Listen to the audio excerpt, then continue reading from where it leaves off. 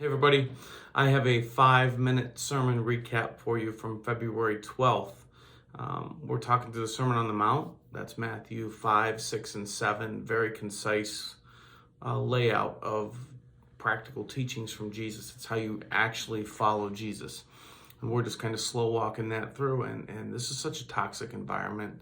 So much pain out there right now in the world and uncertainty. And I think we really need to detox through Jesus' straightforward teachings about life. And not only will we detox, if we put them into practice, we'll also bring a little bit of wellness into the world.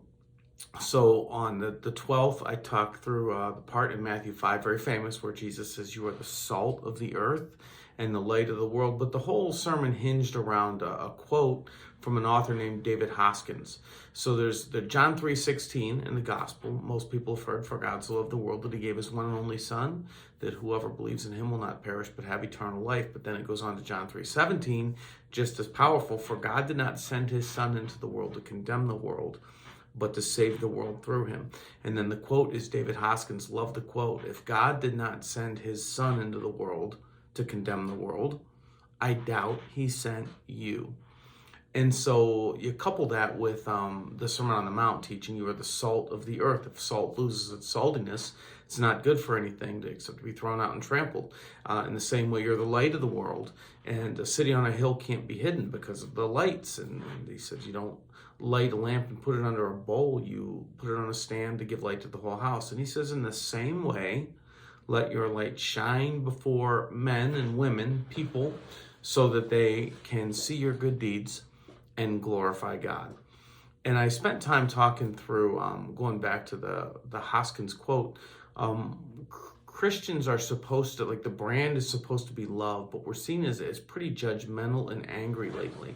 We're seen as toxic, and you can debate whether or not that's fair, because Christians do a lot of good things too. But right now, there's a problem in that we are being seen as hateful, and I think we need to give some time and thought to that. And so what Jesus says is, you're salt, you're light, you're very, very useful.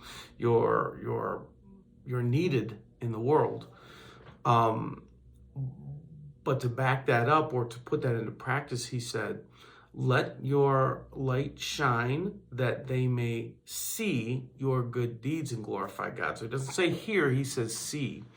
So the sermon, essentially what I'm saying is we need to take a good long look at that and begin to think primarily about our actions over our words. We can take a break from yelling at people and make a good long run at just loving people and helping people and serving people, so that our actions are seen.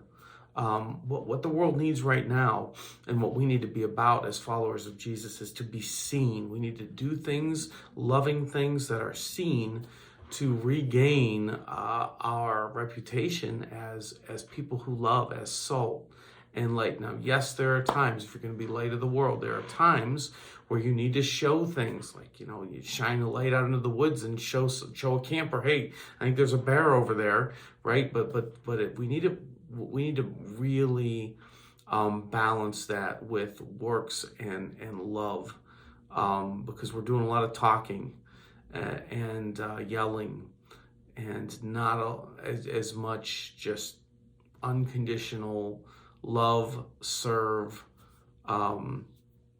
I talked a little bit about John 8, where Jesus came to the rescue of a woman caught in the act of adultery and sent her accusers away with the very famous, "Let him who has no sin cast the first stone." Like, Jesus first came alongside of this woman in John 8 and risked himself for her.